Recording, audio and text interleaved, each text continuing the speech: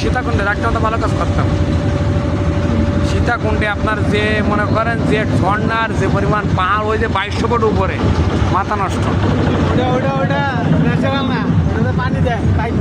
না আমরা উপরে একজন কি ছিল তো কয়েকদিন না, পানি এখন বৃষ্টির সময় পানি নামে এখন। হ্যাঁ প্রচুর ঝর্ণা কি আপনার। ঝর্ণায় গিয়ে